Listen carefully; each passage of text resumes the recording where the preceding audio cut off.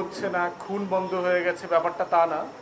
কিন্তু মোটা দাগে সংসদে এবং সংসদের বাইরে রাজনৈতিক দলগুলো সরকারের সমালোচনা করতে পারছে, কথা বলতে পারছে, মন খুলে টকশোতে কথা বলতে পারছে, এবং স্বাধীনতাটা মাঝে মধ্যে একটু বেশিই মনে হয়, কারণ আওয়ামী সাংবাদিক বুদ্ধিজীবীরাও বেশ গলা উঁচু করেই কথা বলতে পারছে। এত উঁচু করে গত ২০ বছর বিএনপির নেতাকর্মীরাও কথা বলতে পারে নাই। তো সেই কারণে আমরা মোটা দাগে মনে করছি যে এটা একটা সরকারের ইতিবাচক দিক, যে রাজনৈতিক সহনশীলতা এখন পর্যন্ত আছে, এবং সংসদের বাইরে প্রধানমন্ত্রী, বিরোধী দলীয় নেতা সবাই খুবই সম্মানের সাথে একজন আরেকজনের সাথে কথা বলছেন। রাজনৈতিক উত্তেজনা আছে, সবাই মাঝে মধ্যে গরম কথা বলেন, কিন্তু সেটা খুবই সীমা লঙ্ঘন করছে এমনটা কেউ মনে করছে না আর কি। সরকারকে টেনে হেঁচড়ে নামানোর আকাঙ্ক্ষা যেমন নাই, সরকারের মধ্যেও আমরা এখন পর্যন্ত বিরোধী দলকে নির্মূল করবার কোনো আকাঙ্ক্ষা দেখতে পাচ্ছি না। নিঃসন্দেহে এটা আমরা ওয়েলকাম করি এবং আমরা স্বাগত জানাই, এবং আমরা আশা করছি পুরো 5 বছর জুড়েই যেন এই রাজনৈতিক সহনশীলতা পরিবেশটা বজায় থাকে। দ্বিতীয়ত হচ্ছে যে সরকারের সফলতা বলতে গেলে যে আমাদের বিদেশ নীতিতে মৌলিক পরিবর্তন এসছে। আওয়ামী জমানাতে আমরা যেটা দেখেছি যে দিল্লির কাছে পুরো দেশ বিক্রি করে দিয়ে একটা ভ্যাসেল স্টেটে পরিণত করা হয়েছিল বাংলাদেশকে। তো সেই জায়গাতে বাংলাদেশের একটা নিজস্ব স্বাধীন বিদেশ নীতির অভিমুখ তৈরি হয়েছে মাননীয় প্রধানমন্ত্রীর বেইজিং সফরের মধ্য দিয়ে, এবং প্রচণ্ড প্রেশার থাকার পরেও জাতীয় রাজনীতি, জাতীয় নিরাপত্তার হুমকি এবং ব্যক্তিগত নিরাপত্তা সব কিছু বিবেচনায় পররাষ্ট্র মন্ত্রণালয়ের যে পজিশন ভারতের ব্যাপারে, মাননীয় প্রধানমন্ত্রী সফরে যাচ্ছেন না, এই সিদ্ধান্তকে আমরা ওয়েলকাম করি, আমরা স্বাগত জানাই। তৃতীয়ত হচ্ছে মোটা দাগে বাংলাদেশে প্রত্যেকটা রাজনৈতিক দল কিছু মৌলিক জায়গাতে একমত হয়েছে। সরকার এখন পর্যন্ত সেগুলো থেকে কাজের বাস্তবতার বাইরেও হচ্ছে যে বক্তব্যে এখন পর্যন্ত সেগুলো থেকে সরে আসে নাই। তার ভিতর একটা হচ্ছে রাষ্ট্র সংস্কার, গণহত্যা, মানবতা বিরোধী অপরাধ যেটা হয়েছে, অনেকগুলো ঘটনা ঘটেছে গত 20 বছরে, সেগুলোর বিচার প্রক্রিয়া, এগুলোতে সরকারের কমিটমেন্ট ঘাটতি আছে, কিন্তু কমিটমেন্ট থেকে সরকার সরে আসে নাই। তো মোটা দাগে আমরা এগুলোকে গুরুত্বপূর্ণ সংস্কার মনে করি এবং গুরুত্বপূর্ণ মাইলফলক মনে করছি 20 বছরের যে রাজনৈতিক পথ পরিক্রমা ছিল সেখান থেকে। পাশাপাশি হচ্ছে যে অনেকগুলো বিষয় হচ্ছে যে আমাদের কনসার্নও আছে। আমরা বোধ করছি যে সরকার 6 মাসের ভিতরে এই বরখেলাফগুলো না করলেও পারতেন। আমি বিএনপির 31 দফা পড়ে দেখলাম যে ইতিমধ্যে 10 থেকে 11টা দফা সরকার লঙ্ঘন করেছে, নিজেরাই লঙ্ঘন করেছে। তাহলে এখন চিন্তা করে দেখেন, 31 দফা তো জুলাই জাতীয় সনদের ব্যাপারে বলা হচ্ছে এটা হচ্ছে একটা অনন্ত প্রতারণার দলিল বলছেন বিএনপি নেতারা সংসদে। গণভোটের গণরায় মেনে নেবার ব্যাপারে বিএনপির যথেষ্ট রিজার্ভেশন আছে, বলা হচ্ছে এটা আমাদেরকে চাপিয়ে দেওয়া হয়েছে। 31 দফা তো আমরা কেউ চাপিয়ে দেই নেই, এটা তো বিএনপির নিজস্ব ডকুমেন্ট। তো বিএনপির এই নিজস্ব ডকুমেন্টের ব্যাপারেও আমরা দেখলাম 10 থেকে 11টা মিনিমাম জায়গাতে ইতিমধ্যে তারা লঙ্ঘন করেছেন। তো মাননীয় প্রধানমন্ত্রী ওনার বক্তব্যে সরকার গঠনের পরের দিনে যে মৌলিক জায়গাগুলোর কথা বলেছেন, যে দুর্নীতি দমন, সুশাসন, জবাবদিহিতা প্রতিষ্ঠা হচ্ছে ওনার প্রায়োরিটি ওয়ার্ক। এখন আসলে সংস্কারের এই জায়গাগুলো থেকে বের হয়ে আসলে পরে এই প্রায়োরিটিগুলো কিভাবে থাকবে? এখন দেখেন, আমরা বলছি, আমরা আপনাদেরকে মনে করিয়ে দেই যে আসলে কোন কোন জায়গাতে এই বরখেলাপগুলো হয়েছে। প্রথমত হচ্ছে বিএনপির প্রথম দফা, সংবিধান সংস্কার কমিশন গঠন করা হবে বলে বলা হয়েছিল, এবং দেখবেন সংস্কার কথাটা বলা আছে। বিএনপি ফান্ডামেন্টালি সংস্কার শব্দ থেকে সরে আসছে। তারা বলছে তারা সংবিধানের 142 অনুচ্ছেদ মোতাবেক সংশোধনী যেটা করবে সেসব জায়গায় তারা করবে, কিন্তু সংস্কারের আইডিয়ায় তারা একমত না। এবং গণভোটের গণরায় অধ্যাদেশ যেটা ছিল, 2টা শপথ দেওয়ার কথা ছিল একই দিনে, সেখানে বিএনপি এবং তার যুগপৎ সঙ্গীরা সেই শপথ কেউ নেন নাই। এবং সংস্কারের ব্যাপারে আমরা প্রচুর কথা বলেছি বাইরে, যে কেন আমরা সংশোধনীর বদলে সংস্কার চাচ্ছি। কারণ ফান্ডামেন্টাল কিছু জায়গা আছে যেগুলো আসলে আর্টিকেল 142 দিয়ে আপনি কভার করতে পারবেন না, রাষ্ট্রের মৌলিক কাঠামোতে হাত দিতে হবে। তারপরে দেখেন যে বিএনপির পক্ষ থেকে বলা ছিল যে রাষ্ট্রীয় সাংবিধানিক সংবিধিবদ্ধ বিভিন্ন প্রতিষ্ঠানে নিয়োগের ব্যাপারে নীতিমালা করে মেধার ভিত্তিতে, যোগ্যতার ভিত্তিতে নিয়োগ করা হবে। এমনও বলা হয়েছে সংসদীয় কমিটিতে আমেরিকার স্টাইলে ভেটিং করা হবে, যাকে নিয়োগ দেওয়া হবে তাকে ইন্টারভিউ করা হবে পাবলিকলি। এবং নিয়োগিত আপনারা দেখেন বিভিন্ন প্রতিষ্ঠানে যে নিয়োগগুলো হয়েছে, সেখানে আমরা 12টা প্রতিষ্ঠানে একসাথে দেখবেন যে দলের বিভিন্ন সম্পাদকীয় সদস্যদেরকে নিয়োগ দেওয়া হয়েছে। নির্বাচন কমিশনে দেখেন, পিএসসিতে দেখেন, তারপরে হচ্ছে বাংলাদেশ ব্যাংকে, চিফ প্রসিকিউটর আইসিটিতে, সকল জায়গাতে আমরা দেখতে পাচ্ছি যে বিএনপি তার নিজস্ব যে ওয়াদা ছিল যে নীতিমালার ভিত্তিতে যোগ্য মানুষদেরকে অ্যাপয়েন্ট করা হবে, সেখান থেকে তারা সরে এসছে এবং বরখেলাপ করেছে। আমরা নীতিগতভাবে দলীয় লোক অ্যাপয়েন্ট করার বিপক্ষে নই। দলীয় লোক যদি যোগ্য হয়, সে বিচারপতি হবার যোগ্য হয়। যেমন দেখবেন আমরা অ্যাটর্নি জেনারেল অ্যাপয়েন্টমেন্টকে আমরা স্বাগত জানিয়েছি। আমরা মনে করি অ্যাটর্নি জেনারেল যোগ্য মানুষ, তিনি এই দেশের অ্যাটর্নি জেনারেল হতেই পারে দলের লোক হবার পরেও। আমরা দেখবেন যে নিউ ইয়র্কে জাতিসংঘের স্থায়ী প্রতিনিধি যাকে নিয়োগ করা হয়েছে, আমরা তাকে স্বাগত জানিয়েছি। আমরা মনে করি উনি যোগ্য মানুষ। তার সাথে জিয়া পরিবারের আত্মীয়তার সম্পর্ক আছে কি নাই ওটা আমাদের কাছে গুরুত্বপূর্ণ না। অতএব দলীয় লোক অ্যাপয়েন্ট করবার ব্যাপারে আমাদের কোনো রিজার্ভেশন নাই, যদি সে যোগ্য লোক হয় এবং যদি নীতিমালার ভিত্তিতে হয়। তারপরে দেখেন বিএনপির এই 31 দফাতে বলা ছিল যে তারা স্থানীয় প্রশাসনে দলীয় লোকদেরকে মনোনয়ন দিবে না যদি না মৃত্যুজনিত অথবা আদালতের কোনো রায় থাকে। সেখানে দেখেন 60-এর মতো জায়গায় তারা ইতিমধ্যে জেলা পরিষদে, সিটি কর্পোরেশনে, পৌরসভাতে তাদের নিজস্ব দলীয় লোকদেরকে অ্যাপয়েন্ট করেছে। অ্যাগেইন তারা তাদের নিজস্ব 31 দফার বরখেলাপ করেছে। তারা বলেছে যে অর্থনৈতিক সংস্কার করবে এবং এই সংস্কার করবার জন্য যেই জায়গাতে যে নীতিমালা তৈরি করা দরকার, যে ধরনের অ্যাপয়েন্টমেন্ট করা দরকার, সেগুলো তারা করবেন। কিন্তু দুঃখজনক হলো অর্থনৈতিক সংস্কারের পিছনে সবচেয়ে বড় পেরেকাঘাত করেছে বাংলাদেশ ব্যাংকে দলীয় লোকদেরকে অ্যাপয়েন্ট করবার মধ্য দিয়ে। শুধু তাই না, অন্তর্বর্তীকালীন সরকারের সময় যেই রাজস্ব বোর্ডকে সংস্কার করবার ওয়াদা ছিল, ভেঙে 2টা আলাদা অনুবিভাগ করবেন, ডিপার্টমেন্ট করবেন, সেই জায়গাটা তারা অর্ডিন্যান্সটা র্যাটিফাই পর্যন্ত করে নাই। ব্যাংক রেজুলেশন আইন তারা যে ফর্মে র্যাটিফাই করবার কথা ছিল, সেখানে শুধুমাত্র এসালমের মতো কিছু দুর্বৃত্ত অলিগার্ককে স্পেস দেবার জন্য 18 খ যুক্ত করেছে। তো অর্থনৈতিক সংস্কারের জায়গাটা এমন জায়গায় পৌঁছেছে যে আইএমএফ নতুন করে ঋণ দেওয়া তো দূরের কথা, ওয়ার্ল্ড ব্যাংক, আইএমএফ তাদের আগের যে অর্থনৈতিক যে ক্রেডিট লাইন ছিল সেটা পর্যন্ত বাতিল করে দিয়েছে। আওয়ামী লীগের আমলে তারা দিয়েছে, কিন্তু এখন তারা দিচ্ছে না, বাতিল করে দিয়েছে। এবং বাধ্য হয়ে তারা কিছু নতুন পুরাতন সংস্কার করবেন বলে আবার তারা একমত হয়েছেন।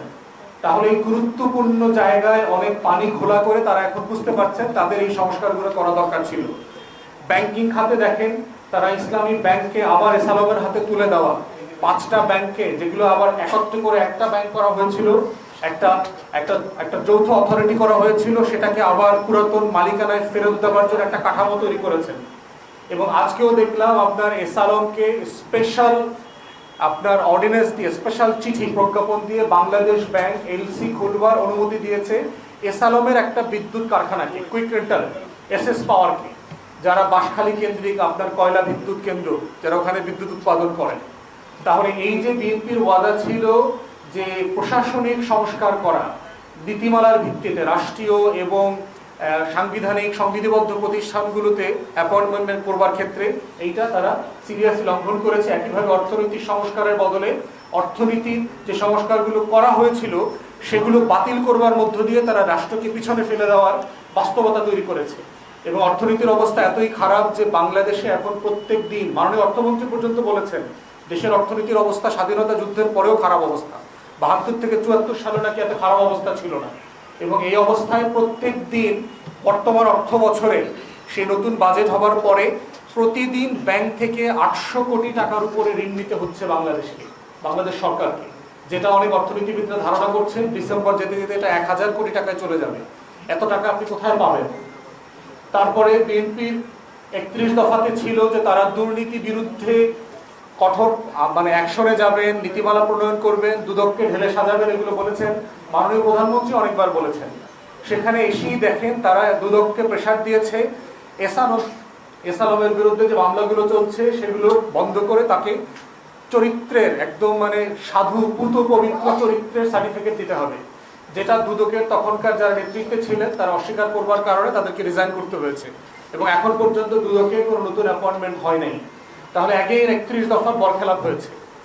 আপনার তাদের ওয়াদা ছিল যে ক্রিকেট এবং স্পোর্টসের যত প্রতিষ্ঠান আছে এই ক্রীড়াঙ্গনকে তারা দলীয়করণ করবেন না, কিন্তু আমরা কি দেখতে পারলাম, মায়ের দোয়া ক্রিকেট বোর্ড থেকে তারা এটাকে বাবার দোয়া ক্রিকেট বোর্ড বানিয়েছেন।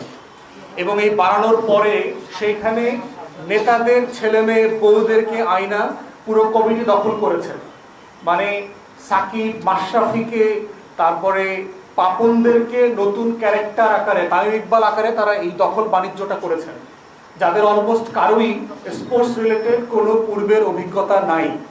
এবং এইটা অ্যাগেইন বিএনপি তার যে 31 দফা ছিল 31 দফার লঙ্ঘন করেছে। বিএনপির 31 দফায় ছিল যে মাজদার হোসেন মামলাকে সামনে রেখে বিচার বিভাগকে স্বাধীনতা দেয়া, তারপরে হচ্ছে মানে নিম্ন আদালত যারা আছে তাদেরকে স্বাধীনভাবে কাজ করতে দেয়া, তাদের ট্রান্সফার প্রমোশন এগুলোকে ম্যানেজ করার দায়িত্ব সুপ্রিম কোর্টকে দেবেন এবং সুপ্রিম কোর্টের বিচারপতিদেরকে একটা নীতিমালার ভিত্তিতে অ্যাপয়েন্ট করা হবে। আপনারা জানেন অন্তর্বর্তীকালীন সরকার সুপ্রিম কোর্টে একটা সচিবালয় করেছে, জাজ অ্যাপয়েন্টমেন্টের জন্য নীতিমালা করেছে, যার কোনোটাই পার্লামেন্টে বিএনপি সরকার র্যাটিফাই করে নাই। সচিবালয় শাটডাউন করে দিয়েছে, তাদেরকে মন্ত্রণালয়ে নিয়ে আসছে। তাহলে একদম পুরাতন আমলে নিয়ে গেছে। অ্যাগেইন 31 দফার লঙ্ঘন হয়েছে। বিএনপির 31 দফায় ছিল যে প্রশাসনে রদবদল, ট্রান্সফার, প্রমোশন সবকিছুতে তারা নিয়ম নীতি মেধা যোগ্যতার ভিত্তিতে করবেন। আপনারা জানেন ইতিমধ্যেই প্রশাসনের বিভিন্ন জায়গায়, সচিবালয়ে, পুলিশে বিভিন্ন জায়গাতে যে পদায়ন হচ্ছে তার অ্যাবসলিউটলি সবকিছু তারা দলীয় বিবেচনায় করছেন, ইনক্লুডিং তাদের 31 দফা আলাদা করে বলা ছিল নির্বাচন কমিশনকে স্বাধীনভাবে কাজ করতে দেওয়ার জন্য যা যা করতে দেওয়া দরকার সেগুলো করতে দিবেন। কিন্তু আমরা দেখলাম 2018 থেকে যারা যে সকল আমলারা বিএনপির সাথে অ্যাক্টিভলি রাজনীতি করেছেন তাদেরকে শুধু চুক্তিভিত্তিক অ্যাপয়েন্টমেন্ট দেওয়া হয় নাই, তাদেরকে ওয়াদার বরখেলাপ করে ক্রিটিক্যাল রাষ্ট্রীয় প্রতিষ্ঠানে দায়িত্ব দেওয়া হয়েছে। নির্বাচন কমিশনে একজন সাবেক উপসচিবকে অতিরিক্ত সচিব পর্যায়ে চুক্তিভিত্তিক দায়িত্ব দেওয়া হয়েছে এবং যিনি 18 সাল থেকে বিএনপির রাজনীতির সাথে অ্যাক্টিভলি কাজ করছেন। তারপরে হচ্ছে এই যে প্রত্যেকটা জিনিস বলছি এর মধ্য দিয়ে যেটা বলা হচ্ছে যে রাষ্ট্রকে ঢেলে সাজানোর যে ওয়াদা ছিল, আপনি সুশাসন দিবেন, জবাবদিহিতা তৈরি করবেন, তাহলে সেটা কিভাবে হবে? আমরা 31 দফার কথা এই কারণে বেশি করে বলছি কারণ জুলাই জাতীয় সনদ বললেই বলে যেটা প্রতারণার দলিল, আবার অক্ষর অক্ষরে পালন করবো সেটা বলছে, আবার গণভোটের গণরায়ের কথা বললে বলা হচ্ছে এটা আমাদের উপর চাপিয়ে দেওয়া হয়েছে।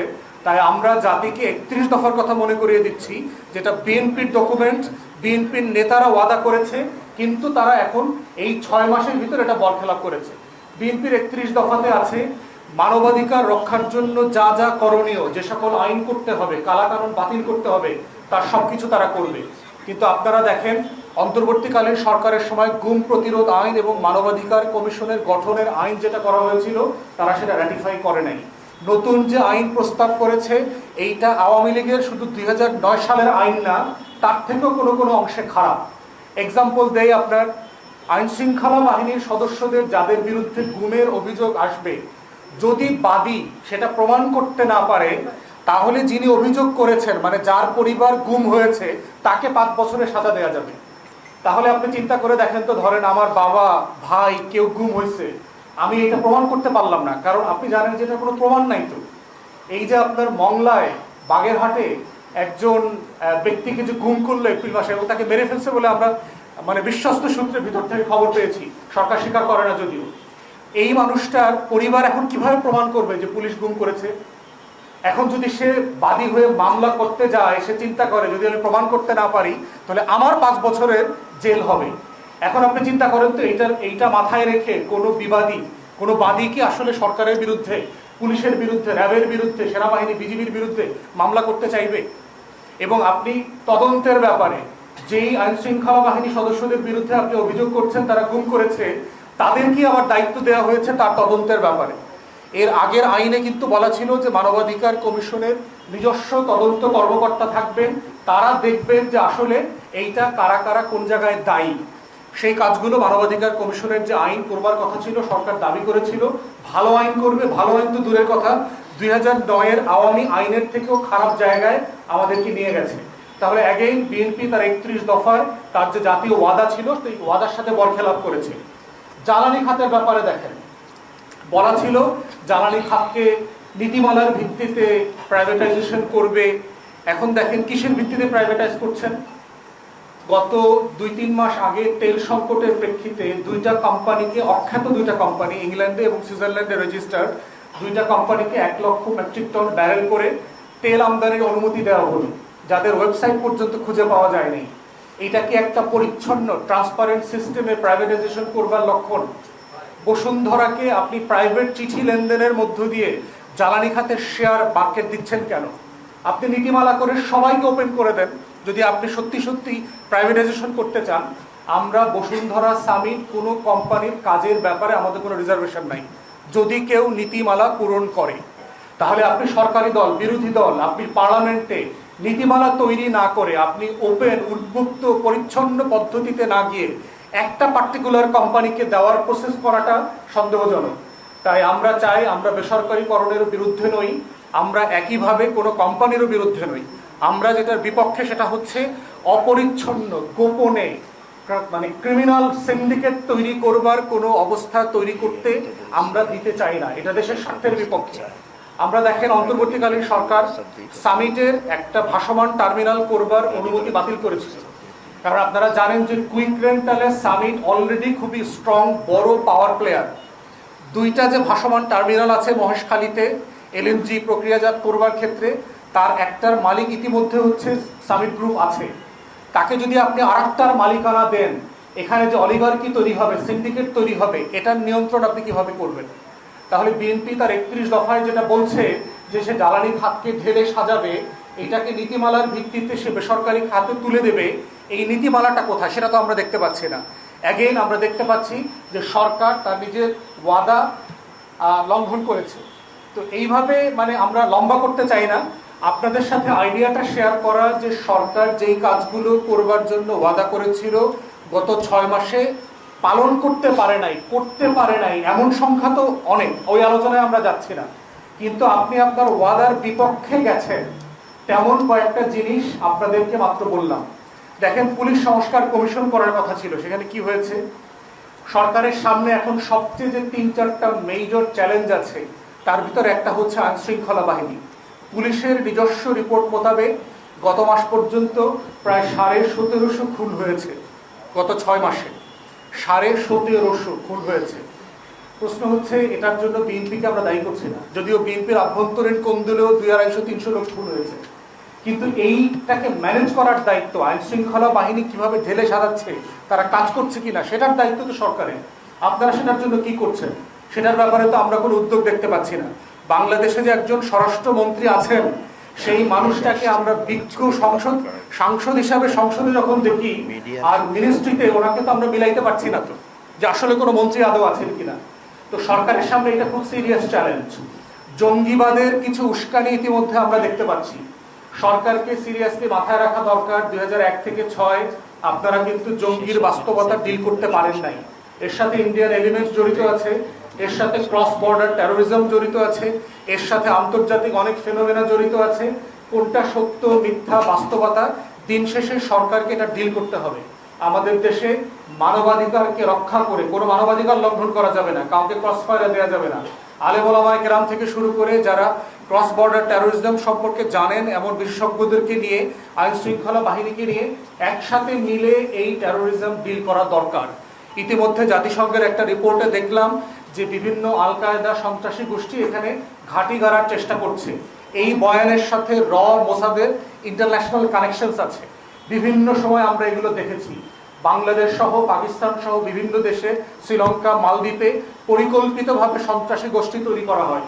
যেই করুক না কেন, দিন শেষে এটাকে ডিল করবার দায়িত্ব হচ্ছে রাষ্ট্রের, বাংলাদেশ সরকারের।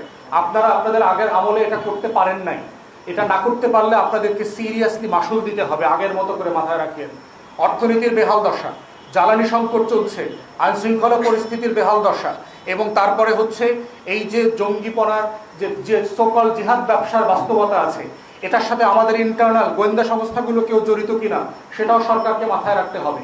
এই প্রত্যেকটা জিনিসের একটা এক্সটেন্সিভ কমিটি থাকা দরকার, যারা মিলে এই কাজগুলোকে ডিল করবেন, অ্যাড্রেস করবেন। সরকার হিসাবে আমরা চাই যেখানে যেখানে আপনার বিরোধী দলের সাথে একসাথে মিলে কাজ করা দরকার, এই কাজগুলো আপনারা বিরোধী দলের সাথে একসাথে মিলে করেন, তাহলে রাষ্ট্রকে এগিয়ে নিয়ে যাওয়ার জন্য আমরা অনেক দূর এগিয়ে যাব। আমাদের ফাইনাল কথা হচ্ছে যে বাংলাদেশ রাষ্ট্রকে পুনর্গঠন করবার যে দায়, দরদ, যে কমিটমেন্ট, যে প্লেজ গণ অভ্যুত্থান আমাদেরকে দিয়েছে, যে বিচার সংস্কার করবার, তার প্রত্যেকটা কাজ সবাই মিলেই করতে হবে। আমাদের কাছে সমাধান থাকতে পারে, কিন্তু ক্ষমতা কিন্তু সরকারের কাছে মাথায় রাখতে হবে। মাননীয় প্রধানমন্ত্রী, এটা আপনাকে ডিল করতে হবে। বিরোধী দল জ্বালানি সংকট মিটানোর জন্য রোডম্যাপ দিতে পারবে, কিন্তু বাস্তবায়ন বিরোধী দলগুলো করতে পারবে না, সেটা আপনাকেই করতে হবে। তাই আমরা চাই আপনি যাদের সাথে যেভাবে ডিল করে, কথা বলে, পরামর্শ করে দেশে বিদেশে এই প্রতিষ্ঠানগুলোকে ঢেলে সাজানো দরকার, এই ন্যাশনাল ইস্যুগুলোকে অ্যাড্রেস করা দরকার, সেগুলো দয়া করে করবেন। ফাইনালি আমি এবি পার্টির চেয়ারম্যান জনাব মুজিবুর রহমান মঞ্জুকে বলছি তার কনক্লুডিং রিমার্ক করে দেওয়ার জন্য। প্রথমত আজকে সরকার, একটি নির্বাচিত সরকার, তারা 6 মাস পূর্ণ করেছে, এজন্য তাদেরকে আমরা অভিনন্দন জানাই। আপনারা জানেন যে সরকারের মেয়াদ যদি দেখি 5 বছর, তাহলে 6 মাস কিন্তু 5 বছরের 10 ভাগের 1 ভাগ। 10 ভাগের 1 ভাগ সময় হচ্ছে 6 মাস। আপনারা জানেন যে আমরা যারা সেমিস্টার বেসিসে পরীক্ষা দেই, তাদের 6 সেমিস্টার থাকে, 8 সেমিস্টার থাকে। এই সরকারের যদি 10 সেমিস্টার মেয়াদকাল হয়, তাহলে কিন্তু ফার্স্ট সেমিস্টার অলরেডি শেষ হয়ে গেছে। ফার্স্ট সেমিস্টারের রেজাল্ট কি? একটা সরকারকে আমরা নানা হিসাবে মাপি, যে এই সরকারের আইন শৃঙ্খলা পরিস্থিতি কেমন, উৎপাদন কি অবস্থা, চাকরি বাকরির কি খবর, বাজারের কি অবস্থা, ক্যাম্পাসগুলোর কি পরিস্থিতি।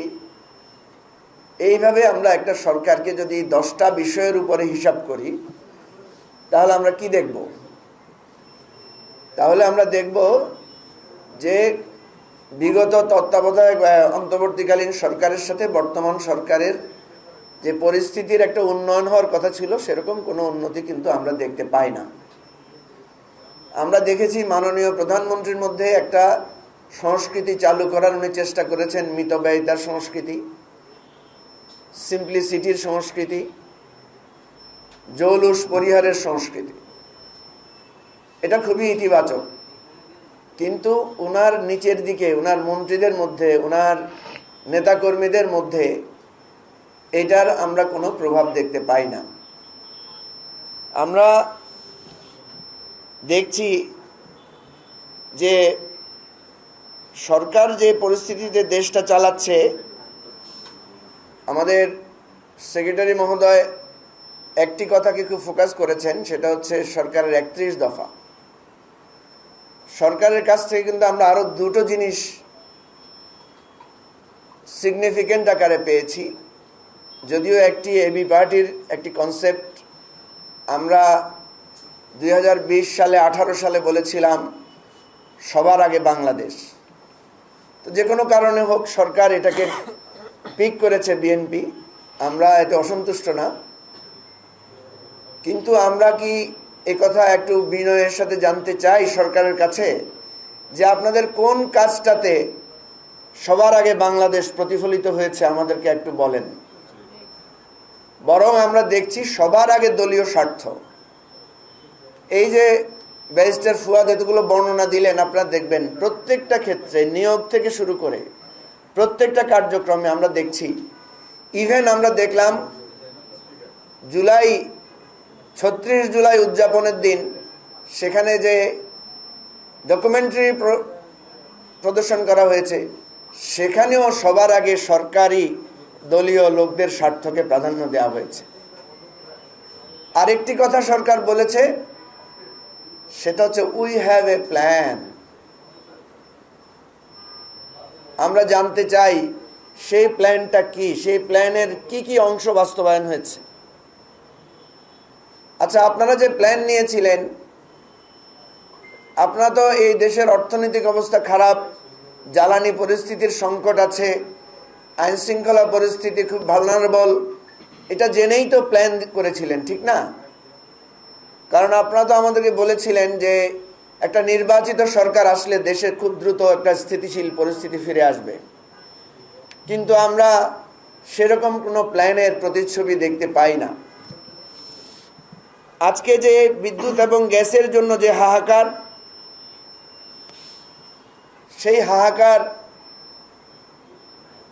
আপনারা বলছেন আজকে এসে যে আপনাদেরকে পরিকল্পনা দেওয়ার জন্য, পরামর্শ দেওয়ার জন্য। আমি অত্যন্ত দুঃখের সাথে বলতে চাই, এখানে আমার প্রিয় সংবাদকর্মী ভাইয়েরা বোনেরা আছেন। আপনারা জানেন যে সরকার গঠনের পরে আমরা মাননীয় প্রধানমন্ত্রীর সাথে দেখা করতে গিয়েছিলাম। আমি, আমাদের দলের সেক্রেটারি, আমাদের দলের আরও কয়েকজন নেতাসহ, সেই ছবিটা আপনারা পত্রিকায় বিভিন্ন মিডিয়াতে ছেপেছিলেনও। আমরা একটা লিখিত প্রস্তাব দিয়েছিলাম। সেই লিখিত প্রস্তাবের একটা গুরুত্বপূর্ণ অংশ ছিল, যেহেতু ইরানে আক্রমণ হয়েছে, আমাদের জ্বালানি সংকট দেখা দিতে পারে, আমাদের এক্সপেট্রিয়েটদের যে রেমিটেন্স প্রবাহ এটা ক্ষতিগ্রস্ত হতে পারে। আমরা মাননীয় প্রধানমন্ত্রীকে অনুরোধ করেছিলাম যে আপনি একটা সর্বদলীয় এবং সকল স্টেক হোল্ডারদেরকে নিয়ে একটা মিটিং ডাকেন। আপনারা জানেন অন্তর্বর্তীকালীন সরকারের সময়ে প্রফেসর ইউনূস এরকম ক্রাইসিস পিরিয়ডে সব দলকে নিয়ে মিটিং করেছিলেন। আমরা ওনাকে অনুরোধ করেছিলাম আপনি সবাইকে ডাকেন, ডেকে বলেন যে একটা ক্রাইসিস আসতে পারে, আমরা এখন কি করতে পারি, সবার পরামর্শ নেন। উনি বলেছিলেন যে যুদ্ধের যে পরিস্থিতি, যুদ্ধ কিন্তু বেশি দিন থাকবে না, যুদ্ধ খুব তাড়াতাড়ি শেষ হয়ে যাবে। তাহলে দেখেন, আমরা যে একটা পরামর্শ দিলাম ভালোবাসা থেকে, আন্তরিকতা থেকে, সেই পরামর্শটাকে কিন্তু গুরুত্ব দেওয়া হয় নাই। আপনারা দেখেন প্রতিদিন বিভিন্ন ক্যাব বলে একটা সংগঠন আছে, আপনারা জানেন, কনজিউমার্স অ্যাসোসিয়েশন অফ বাংলাদেশ, ওনারা কিন্তু জ্বালানি সংকট নিয়ে অনেকগুলো রাউন্ড টেবিল, অনেকগুলো পরামর্শ দিয়েছেন। সরকার ক্যাবের সাথে আনুষ্ঠানিকভাবে একটা মিটিংও করে নাই। আমরা একদিন প্রথম আলো পত্রিকার অফিসে একটা রাউন্ড টেবিলে জ্বালানি মন্ত্রী সাহেব উপস্থিত হওয়ার কথা ছিল, আসার কথা ছিল, উনি আসতে পারেন নাই ব্যস্ততার জন্য, উনি অনলাইনে বক্তব্য দিয়েছেন। তাহলে এই যে সরকার বলছে যে আপনাদের কি পরামর্শ আছে দেন, আমার কাছে মনে হচ্ছে এটাও একটা কথার কথা, এটা কোনো আন্তরিক কথা না। আমরা তাই দাবি করছি যে আপনি সকল স্টেক হোল্ডারদেরকে নিয়ে, সবাইকে নিয়ে বসেন। আমরা কিন্তু জ্বালানি সংকট, বিদ্যুৎ সংকট আরো ভয়াবহ আকার ধারণ করবে। আমরা আশঙ্কা করছি বিরোধী দলের কোনো আন্দোলনের দরকার হবে না। জনদুর্ভোগ যদি দীর্ঘায়িত হতে থাকে তাহলে রাজপথে সাধারণ মানুষ নেমে আসবে, এবং সাধারণ মানুষ যদি নেমে আসে তখন কিন্তু পরিস্থিতি মোকাবেলা করার অবস্থা কারোই সেই সক্ষমতা থাকবে না। আমরা সরকারকে বলছি, আপনারা বারবার বাহাদুরি করে বলেন যে আপনাদেরকে 4 কোটি লোক ভোট দিয়েছে, কোটি কোটি লোক ভোট দিয়েছে। তো লোডশেডিং গুলো আপনারা একটু বেছে বেছে বিএনপির লোকদেরকে দেন, অথবা যাদেরকে ফ্যামিলি কার্ড দিয়েছেন তাদের বাড়িতে লোডশেডিং দেন, অন্যদেরকে দিয়েন না। তাহলে তো কিছুটা সাশ্রয় হয়। লোডশেডিংয়ে, গ্যাসের সংকটে যে সমস্ত বাড়িঘরে হাহাকার চলছে, মাননীয় প্রধানমন্ত্রী আপনার দলের নেতাদেরকে বলেন ঘরে ঘরে গিয়ে মোমবাতি উপহার দেওয়ার জন্য। তাও তো একটা মানুষ বুঝে যে আপনারা তাদের প্রতি সহমর্মী। চাঁদা টাদা কিছু নেন, ঠিক আছে, সেগুলোর একটু অংশ যদি জনগণের খাতেও ব্যয় করেন তাহলে তো অন্তত মানুষ কিছুটা হলেও সাশ্রয় পায়, কিছুটা হলেও মানুষ বুঝবে যে আপনারা মানুষের প্রতি সহানুভূতিশীল। আমরা মনে করছি আপনি যে কষ্ট করে খাল খনন করেছেন, আপনি যে কষ্ট করে বাংলাদেশ ব্যাংক থেকে ঋণ করে ফ্যামিলি কার্ড, কৃষক কার্ড দিচ্ছেন, এগুলোর প্রভাব সমাজে পড়বে না। কারণ যে ইমাম সাহেবকে 2,500 টাকা দিয়েছেন, সেই ইমাম সাহেব যখন নামাজ পড়াতে দাঁড়ান তখন যখন কারেন্ট চলে যায় এবং এরপর যখন মোনাজাত করেন, মোনাজাতে নিশ্চয়ই 2,500 টাকার কথা না বলে 2,500 মন বদদোয়া ওনাদের মন থেকে আসে। সুতরাং আমি বলছি না যে কৃষক কার্ড বন্ধ করেন, ফ্যামিলি কার্ড বন্ধ করেন, আমি সেটা বলবো না। আমি বলবো যাদের হাতে কৃষক কার্ড দিয়েছেন, ফ্যামিলি কার্ড দিয়েছেন, তাদের ঘরে বিদ্যুৎ এবং গ্যাসটাও দেওয়ার জন্য চেষ্টা করেন, না হলে অন্তত তাদের প্রতি সহমর্মিতা জানান। আমরা অত্যন্ত বিনয়ের সাথে বলতে চাই যে অনেক আশা নিয়ে আমাদের এই পরিবর্তন, সেই পরিবর্তন আমরা আপনাদের কাছ থেকে চাই। আমরা দেখতে পাচ্ছি বিদ্যুৎ এবং গ্যাসের ক্ষেত্রে অতীতে যে মাফিয়া চক্র ছিল, সেই মাফিয়া চক্রের সাথে সিনিয়র লেভেলে নেগোসিয়েশন হচ্ছে। কারা কারা দেশে আসতে চায় তাদেরকে বিভিন্ন রকমের বিনিময়ের ভিত্তিতে দেশে ফিরিয়ে আনার আলাপ আলোচনা চলছে। যারা বড় বড় ব্যবসায়ী ছিল, বাংলাদেশ থেকে টাকা লোপাট করেছে, তাদেরকে যদি ভালো শর্তে দেশে ফিরিয়ে আনেন অসুবিধা নাই, কিন্তু বিনিময়ে যেভাবে শত কোটি হাজার কোটি টাকার বিনিময়ে দেশে ফিরিয়ে আনার চেষ্টা করছেন, সেটা আপনাদের জন্য বুমেরাং হবে। আমি ক্যাম্পাসে যে সহিংসতা, সেই বিষয়টার ব্যাপারে সরকারের দৃষ্টি আকর্ষণ করে বলবো যে আজ থেকে 2-3 বছর আগে কোনো ক্যাম্পাসে ছাত্রলীগ ছাড়া কিছুই ছিল না। বিএনপির ছাত্রদল, জামাতের ছাত্র শিবির, কমিউনিস্ট পার্টির ছাত্র ইউনিয়ন, সমাজতান্ত্রিক ছাত্র ফ্রন্ট, ইসলামী ছাত্র আন্দোলন, ছাত্র পক্ষ, যত দল বলি, কোনো দলের অস্তিত্ব কোনো ক্যাম্পাসে ছিল না। সব ক্যাম্পাস ছাত্রলীগ দখল করে নিয়েছিল। কিন্তু কি লাভ হয়েছে? একটা ক্যাম্পাসেও তো আজকে ছাত্রলীগের অস্তিত্ব নাই।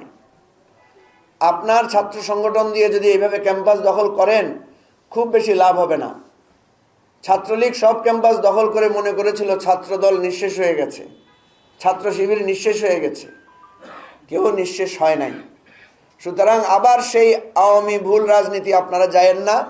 আপনাদের ছাত্রদেরকে থামান। এবং ব্যারিস্টার ফুয়াদ যে কথাটা বলেছে, এটা সত্য যে আমাদের দেশে আমরা এখন সরকারের বিপক্ষে কথা বলতে পারছি। আপনারা জানেন ডক্টর ইউনূসের আমলে যমুনা শত শতবার ঘেরাও হয়েছে। প্রফেসর ইউনূসকে প্রকাশ্যে বিশ্ব বাটপার ডাকা হয়েছে।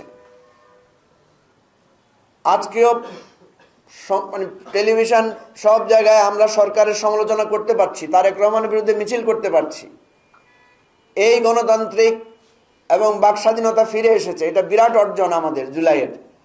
সুতরাং সব অর্জন সফল হবে যদি আমরা মানুষকে শান্তি এবং মানুষকে আমরা যদি ন্যায্যতা দিতে পারি। আমরা 6 মাস বড় সময় নয়, আগামী আরও যেই 9টা 6 মাস আছে, সেই 9টা 6 মাসে আমরা চাই যে সরকার নিজেদেরকে গুছিয়ে নেবে, সরকার মানুষের জনমনে স্বস্তি ফিরিয়ে আনবে এবং গণতান্ত্রিক অভিযাত্রা, আমাদের জুলাইয়ের আত্মদান, আমাদের 18 বছরের যে ফ্যাসিবাদ বিরোধী সংগ্রাম, সকলের রক্তদান সফল হবে, এটাই আমাদের প্রত্যাশা। সবাইকে ধন্যবাদ। আসসালামু আলাইকুম। আমার একটা প্রশ্ন ছিল। হ্যাঁ, বলো। মাননীয় প্রধানমন্ত্রী দেশে আসার আগে আমরা একটা জাতীয় সরকার গঠনের কথা ছিল, মানে বিএনপি সরকার গঠনের পর এখন যে সংকটের কথা শুনছি আমরা। দেখবেন আমাদের যে অন্তর্বর্তীকালীন সরকারটা ছিল, সেটা কিন্তু এক ধরনের জাতীয় সরকারের মতোই ছিল। কারণ আমরা দেখেছি যে সরকার বিভিন্ন সিদ্ধান্ত গ্রহণে বিভিন্ন রাজনৈতিক দলকে ডাকত। আপনারা দেখেছেন জাতিসংঘের অধিবেশনেও সরকার 3টি দলের প্রতিনিধিদেরকে সাথে করে নিয়ে গিয়েছিলেন। এবং সরকারি যত অনুষ্ঠান ছিল, সব অনুষ্ঠানে আমরা দেখেছি বিভিন্ন রাজনৈতিক দলের নেতারা এক মঞ্চে দাঁড়িয়ে বক্তব্য রেখেছেন। তো বিএনপি এটা প্রত্যাশা আশ্বাস দিয়েছিল এবং বিরোধী দলও এটা আশ্বাস দিয়েছিল যে তারা ক্ষমতায় গেলে জাতীয় সরকার করবেন। কিন্তু আমরা সেটার প্রতিফলন দেখতে পাইনি। আমি মনে করি যদি সেরকম করতেন, তাহলে এরকম একটা ক্রাইসিস পিরিয়ডে সরকার সুবিধা পেত, যেটা সরকার করতে ব্যর্থ হয়েছে। আমি আরেকটা কথা প্রাসঙ্গিকভাবে বলি, সেটা হচ্ছে আপনারা জানেন যে ইতিমধ্যে প্রায় 750-র উপরে কারখানা বন্ধ হয়ে গেছে বিদ্যুৎ এবং গ্যাস সংকট। এটা আরও বাড়তেছে দিন দিন। এরপরে 1000-এরও বেশি কলকারখানা চালু হওয়ার অবস্থায় আছে, সেগুলো কিন্তু চালু করা যাচ্ছে না। তাহলে সরকার যেখানে বলছে যে 1 কোটি কর্মসংস্থান করবে, $1 ট্রিলিয়ন ইকোনমি চালু করবে, 6 মাসে আমরা এটার কোনো প্রতিচ্ছবি দেখতে পাচ্ছি না। আমরা এটারও নিন্দা জানাই এবং সরকারকে স্মরণ করিয়ে দিচ্ছি, আপনাদের কিন্তু ভবিষ্যৎ, যদি আপনারা আপনাদের ওয়াদার পথ থেকে সরে আসেন, তাহলে কিন্তু ভবিষ্যৎ খারাপ হবে, আমাদের কিছু করার থাকবে না। জি না, আমি সেটা মনে করতেছি না দূরত্ব তৈরি করবে কিনা। কারণ হচ্ছে যে দূরত্ব তো আসলে হয়েই আছে। নতুন করে আর ভারতের সাথে দূরত্ব হবার কিছু নাই। এখন বিষয় হচ্ছে যে ভারত আসলে চায় কিনা যে দূরত্বটা আসলে কমুক। ভারত চাচ্ছে যে আপনার মাননীয় প্রধানমন্ত্রী দিল্লি সফরে যাক, কিন্তু যাবার জন্য যে আয়োজন করা দরকার তার ঠিক উল্টা আয়োজনটা তারা করছে। দাওয়াতপত্র দিয়ে আবার 5 তারিখে গণ অভ্যুত্থানের দ্বিতীয় বার্ষিকীর দিনে সে আবার হাসিনাকে ওখানে বক্তব্য দেওয়ার জন্য অ্যালাউ করছে। তো এটা তো একটা প্রচ্ছন্ন উস্কানি। চাকমা নেতারা দেখলাম যারা আমাদের অঞ্চলে আছেন এবং যারা ভারতে বাস করছেন, তারা ইতিমধ্যে ভারতের আদালতে যাবেন পর্যন্ত বলেছেন যে আমাদের পার্বত্য চট্টগ্রামকে ভারতে অ্যানেক্স যেন করে নেয়, অন্তর্ভুক্ত করে নেয়। তাহলে এই যে ঘটনাগুলো ঘটছে, এটার সাথে তো দিল্লির নিঃসন্দেহে ইন্ধন আছে, ঐতিহাসিক ইন্ধন আছে। তারপরে বিমস্টেকের চেয়ারম্যান হিসাবে ব্রিক্সের সাইডলাইনে দাওয়াত দেওয়াটা আমাদের দেশের জন্য খুবই অপমানজনক। তো সেক্ষেত্রে মাননীয় প্রধানমন্ত্রী এবং পররাষ্ট্র মন্ত্রণালয় যে সিদ্ধান্ত নিয়েছেন ওখানে না যাবার জন্য, সেটাকে আমরা সঠিক সিদ্ধান্ত মনে করি। আমরা বোধ করি যে আমাদের ভারতের সাথে সম্পর্ক তৈরি করবার জন্য নীতিগত কোনো কোনো পজিশন নাই। বিষয়টা হচ্ছে যে ভারত এই সম্পর্কটা করতে চায় কিনা সেটা ভারতকে প্রমাণ করতে হবে। বাংলাদেশ ঐতিহাসিকভাবে গত 55 বছর ধরেই ভালোভাবে সম্পর্ক করতে চাওয়ার জন্য যা যা করার সব করেছে, কিন্তু ভারত কখনো বাংলাদেশের রাষ্ট্র আকারে এই সম্পর্কটা করতে চায় নাই। অতএব এইটার পুরো দায়িত্ব যা কিছু আছে সব কিছু হচ্ছে চাণক্যপুরী থেকে হতে হবে, ভারত থেকে হতে হবে, দিল্লি থেকে হতে হবে। এবং ভারতের সাথে আজকে সম্পর্কের এই যে টানাপোড়েন, তার শতভাগ দায় হচ্ছে দিল্লি এই ধরনের হাসিনা মার্কা লোকদেরকে যদি ক্ষমতায় আসীন করবার চেষ্টা করে, আগামী দিনগুলোতেও চেষ্টা করে, তাকে যদি আবার 81-র মতো ফেরত পাঠায়, তাহলে তো সেটা ক্ষমতা এবার সম্পর্ক উন্নয়ন হবে। 81 সালে সে এসে শহীদ জিয়ার হত্যাকাণ্ডের সাথে জড়িয়ে গেছে, এরকম একটা বাস্তবতা আছে। কিন্তু এবার যদি হাসিনা এসে জেলে চলে যায়, এতে বাংলাদেশের মানুষ আবার খুশি হবে। তো সেইখানে ভারতকে প্রমাণ করতে হবে তারা আসলে সম্পর্ক উন্নয়ন করতে চায় কিনা। তারপরে দেখেন যে আদালতের প্রশ্নটা একান্তই ভারতের ইন্টারনাল ব্যাপার, ওখানে তো আমরা কিছু বলতে পারবো না। আর একটা বিষয় হচ্ছে ইন্টারপোলের মাধ্যমে একটা দাগি আসামির জন্য আমাদের পক্ষ থেকে বলা হয়েছে, আমাদের সাথে এক্সট্রাডিশন আইন আছে। তারপরে দেখেন হাসিনা তো তার পোষ্য বহু বছরের, কিন্তু এই যে লীগের 2টা ছ্যাঁচড়া ছেলে যোগ হইল আপনার শহীদ ওসমান হাদিকে হত্যা করবার জন্য, তাকে কেন ফেরত দিচ্ছে না ভারত? কি কারণ আছে? এর মানে কি প্রচ্ছন্ন ইঙ্গিত আছে মমতা ব্যানার্জির সাথে অমিত শাহের যে কনভারসেশন, যে ওসমান হাদির সাথে ভারত জড়িত? তাহলে কি এইটাকে আমরা ক্রস বর্ডার টেরোরিজম আকারে পড়ব, যেটা ভারত বিভিন্ন সময় বিভিন্ন দেশকে, বাংলাদেশকে, পাকিস্তানকে আপনার অভিযোগ করে যে হত্যার সিদ্ধান্ত দিল্লিতে হয়েছে, লোকজন আসছে হত্যা করে আবার দিল্লিতে পালিয়ে চলে গেছে? তাহলে কি বাস্তবতাটা এরকম? এবং এই হত্যার হুমকি কিন্তু আওয়ামী লীগের লোকজন এখনো বন্ধ করে নাই। আগামী আগস্টের ভিতরে, এই ডিসেম্বরের ভিতরে অমুককে মেরে ফেলবো, এতজনকে মেরে ফেলবো, এই হত্যার হুমকি, ক্রস বর্ডার টেরোরিজম যা কিছু ঘটবে তার জন্য দিল্লি দায়ী থাকবে। শরীফ ওসমান হাদির হত্যার জন্য আমরা দিল্লিকেই দায়ী করব, কারণ এখানকার ঘাতকরা দিল্লিতে পালিয়ে আছে। বাংলাদেশ সরকারের রিপিটেড রিকোয়েস্টের পরেও তারা এদেরকে এখন পর্যন্ত বাংলাদেশ হাইকমিশনকে তারা কোনো কনসুলার সার্ভিস দেয় নাই, তাদেরকে জিজ্ঞাসাবাদ করার সুযোগ দিচ্ছে না। কেন দিচ্ছেন না? তে মানে কি আপনি সন্দেহ করছেন যে আপনি তাদেরকে দিয়ে যে অন্যায় কাজটা করিয়েছেন সেটা ফাঁস হয়ে যাবে, বের হয়ে যাবে? তাহলে Bharat, India must come clean. আমরা বারবার বলেছি ভারতের সাথে সম্পর্ক তৈরি করবার ব্যাপারে বাংলাদেশে কোনো দ্বিমতের জায়গা নাই। প্রতিবেশী রাষ্ট্র, তার সাথে আমাদের সম্পর্ক থাকবে, ঘুরতে বেড়াতে যাওয়ার, পড়ালেখা করার, অথবা আপনার চিকিৎসা নেওয়ার, ব্যবসা বাণিজ্য সব কিছু থাকবে। কিন্তু আমার সম্পর্ক নষ্ট করে না, আমার ইজ্জত সম্মান নষ্ট করে না, যেটা হাসিনা করেছে। তাই আমরা বারবার বলছি দিল্লিকে যে আপনার সম্পর্ক উন্নয়নের পুরো দায় আপনার। বাংলাদেশ ন্যায্যভাবে যা যা করবার সব করেছে এবং এই সরকারের এই পজিশনকে আমরা স্বাগত জানাই। এটা একটা হিস্টোরিক পজিশন। শহীদ প্রেসিডেন্ট জিয়াউর রহমানের যে আধিপত্যবাদ বিরোধী স্বাধীন চেতা বাংলাদেশপন্থী রাজনীতির যে জায়গাটা, এটা তারা প্রমাণ করেছে এবং আমরা তাদেরকে স্বাগত জানাই। এবং সরকারের এই পজিশনের সাথে আমরা একসাথে কাজ করব যে কোনোভাবে, যে কোনো সময় যদি প্রয়োজন হয়। ধন্যবাদ। আমেরিকা থেকে সম্প্রতি আপনার 25টা আমেরিকান কোম্পানি আসছে, মাননীয় প্রধানমন্ত্রীর সাথে তারা সাক্ষাৎ করেছেন।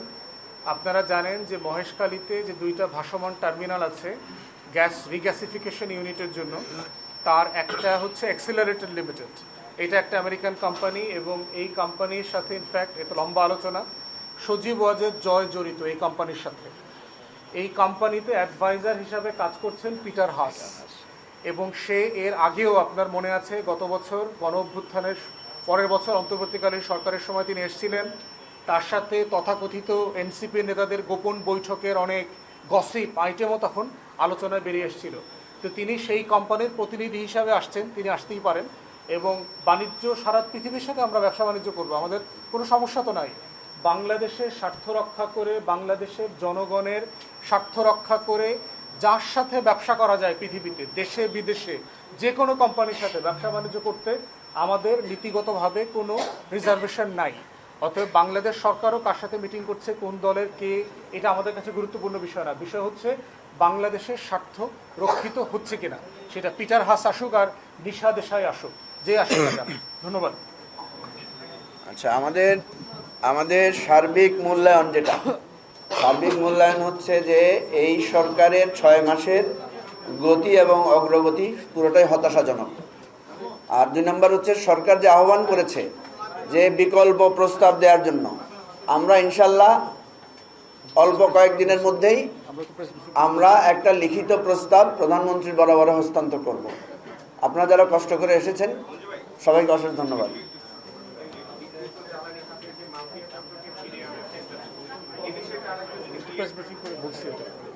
এটা নিয়ে তো আমরা একটা ব্রিফিং করেছি অলরেডি, আমরা একটা প্রেস ব্রিফিং করেছি। যারা অতীতে নানাভাবে এই গ্যাস ব্যবসা, এলএনজি ব্যবসার সাথে সম্পৃক্ত ছিল, আপনারা দেখেছেন আবার একই লাইনে সরকার যাচ্ছে। সরকারের 31 দফায় 11 নম্বর দফায় স্পষ্ট করে এই জ্বালানি এবং বিদ্যুৎ সংকট মোকাবেলায় সরকার কি কি করবে এই প্রতিশ্রুতি ছিল। কিন্তু আবার আমরা দেখছি আওয়ামী নীতি, যেটা